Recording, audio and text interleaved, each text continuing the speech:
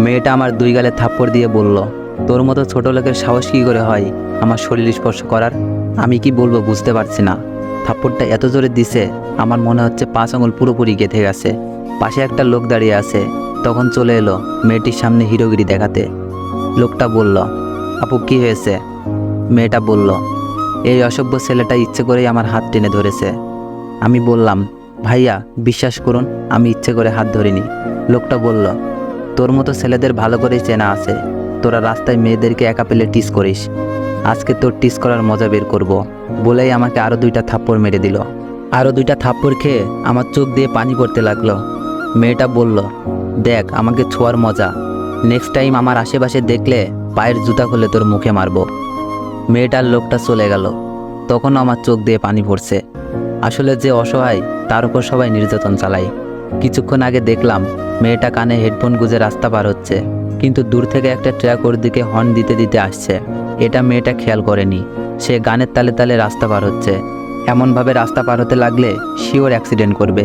এজন্য আমি দৌড়ে গিয়ে মেয়েটার হাত ধরে টান দিই, আর তখনই সাই করে একটা ট্রাক মেয়েটার পাশ দিয়ে চলে যায়। তারপর মেয়েটার জীবন বাঁচানোর উপহার স্বরূপ কয়েকটা থাপ্পড় দেয়। ফুটপাত দিয়ে আনমনে হাঁটতে লাগলাম। আসলে যার বাবা মা নেই তার এই দুনিয়াতে কেউ নেই। ও, আপনাদের তো আমার পরিচয় দেওয়া হয়নি। আমি অনিক হাসান, পড়াশোনা অনার্স সেকেন্ড ইয়ারে। আমার বয়স যখন 7 বছর, আমার বাবা মা দুজনেই রোড অ্যাক্সিডেন্টে মারা যায়, কিন্তু সেদিন আমি বেঁচে যাই। এরপর নানু আমাকে ওনার বাসায় নিয়ে যায়। কয়েক বছর পর নানুও মারা যায়। এরপর থেকে মামার বাসায় থাকি। মামার বাসায় যে শান্তিতে থাকি তা কিন্তু না। উঠতে বসতে মামি খুঁটা দিবে, রান্নাবাদে প্রায় সব কাজই আমাকে করতে হয়। তারপরও কেন জানি আমাকে দেখতে পারে না। মনে হয় আমি ওনার 2 চোখের বিষ। একটু পর বাসায় আসি। আমাকে দেখে মামি বলল, নবাবজাদার এতক্ষণ বাসায় আসার সময় হলো? তোরে না বলছি পাশের দোকান থেকে 1 বস্তা চাউল আনতে? চাউল না নিয়ে এসে খালি হাতে আসলি কেন? এ বাসা কি তোর বাপের নাকি যে যখন যা ইচ্ছা হবে তখন তাই করবি? তোরে বসিয়ে বসিয়ে ভাত দিতে পারবো না, মনে রাখিস কথাটা। এমন কথা প্রতিদিনই শুনতে হয়। এসবে অভ্যাস হয়ে গেছে। তাই কোনো কথা না বলেই পাশের দোকান থেকে 1 বস্তা চাউল নিয়ে আসলাম। রাতে পড়ছি, তখন শুনলাম মামি মামাকে বলছে, তোমার ভাগ্নের কাণ্ড শুনেছো কি? মামা বলল, অনেক আবার কি করলো? পাশের বাসার কাজের মেয়েকে কুপ্রস্তাব দিয়েছে। মেয়েটা আমার কাছে এসে সে কি কান্না করা। মামা বলল, অনেক মোটোই এমন ছেলে না। মামি বলল, তুমি কি বাসায় থাকো যে এসব কার্যকর্ম সম্পর্কে জানবে? বলছি কি, আমাদেরও তো মেয়ে আছে, যদি ওর দিকে খারাপ নজর দেয় তাহলে কি হবে? মামা বলল, ধুর, অনেক তো আমাদের রিয়াকে নিজের বোনের মতোই ভালোবাসে। মামি বলল, দেখো তোমার আবেগ নিয়ে কথা বলবে না, এখন একটু ভাবো। মেয়েটা তো বড় হয়েছে, কিছু হয়ে গেলে মুখ দেখাতে পারবো না। আমি আর ওনাদের কথা শুনলাম না। ভাবতেই খারাপ লাগছে, যাকে নিজের বোনের চোখে দেখি তাকে নিয়ে মামি কী সব ভাবছে, আর আমাকে কী সব উল্টাপাল্টা মিথ্যা বলে আমার সম্পর্কে নিরূপ ধারণা তৈরি করছে। যাক, এটা নতুন কিছু না, এসব নিয়ে আমাকে না ভাবলেও চলবে। এখন অনেক পড়া বাকি আছে, বই নিয়ে পড়তে বসলাম। পরের দিন মামি বলল, ওনার বোনের মেয়ে আসবে, মেয়েটাকে স্টেশন থেকে নিয়ে আসতে বলল। এই মেয়েটাকে আমার একটুও সহ্য হয় না। সব সময় অহংকার নিয়ে কথা বলে, আর কথায় কথায় আমাকে অপমান করে। আজকে বাবা মা বেঁচে নেই বলে এসব সহ্য করতে হয়। স্টেশনে গিয়ে দেখি অহংকারী মেয়েটা বসে আছে। ওর নাম সীমা। আমাকে দেখেই বলল, ওই চাকরের বাচ্চা চাকর, এতক্ষণ পরে আসলি কেন? আমি বললাম, দেখুন আমাকে যা ইচ্ছা বলেন, কিন্তু আমার বাবা মাকে নিয়ে একটাও বাজে কথা বলবেন না। সীমা আমার গালে একটা থাপ্পড় বসিয়ে বলল, তোর এত বড় সাহস, চাকর হয়ে মুখে মুখে তর্ক করিস?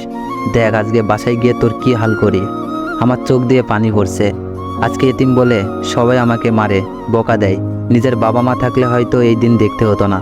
কেন যে সেই দিন বেঁচে গিয়েছিলাম, সেদিন বাবা মার সাথে আমিও কেন মরলাম না? সীমা বলল, ওই ফকিন্নির বাচ্চা, দাঁড়িয়ে না থেকে আমার ব্যাগগুলো নিয়ে আয়। এই মেয়ে যতদিন থাকবে ততদিন আমার উপর অত্যাচার করবে। এতিম বলে সব সহ্য করতে হবে। বাসায় আসার পর সীমা আমার নামে অনেক বাজে কথা বলল মামিকে। রাতে আবার মামি সেগুলো মামাকে বলল। সকালে ছাদে দাঁড়িয়ে আছি, এমন সময় দেখি রিয়া আসলো। রিয়া বলল, ভাইয়া কি করিস? আমি বললাম, দেখছিস দাঁড়িয়ে আছি তো। রিয়া বলল, মনে হচ্ছে তোর মন খারাপ, কি হয়েছে তোর? আমি বললাম, কিছু হয়নি। জানি রিয়া আমাকে বড় ভাই মানে, কিন্তু ওর মা আমাকে দেখতেই পারে না। সাথে আরেকটা যোগ হয়েছে, এই আপদ কবে যে যাবে আল্লাহ জানে।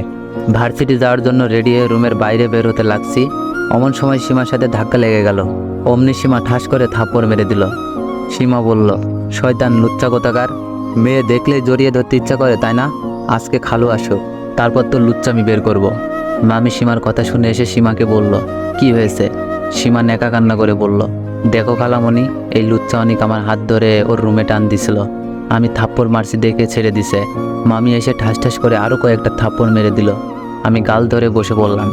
মামি বলল, এতদিন দুধ খাইয়ে কালসাপ পুষেছি, আজকে তোর মামা আসলে তারপর তোর বিচার হবে, ততক্ষণ তোর রুমের বাইরে যাওয়া বন্ধ, বলে মামি দরজা বাইরে থেকে আটকে দিল। আমি ফ্লোরে বসে কান্না করতে লাগলাম। আমার সাথে কেন এমন হয়? দুনিয়াটা বড়ই নিষ্ঠুর, যার আছে সব কিছু আছে আর যার নেই তার কিছুই নেই। কান্না করতে করতে ফ্লোরে ঘুমিয়ে পড়ি। দুপুরের দিকে ঘুম ভেঙে যায়। ক্ষুধায় পেটটা জ্বলে যাচ্ছে, বাইরে থেকে আটকে দিছে, খুলতেও পারছি না।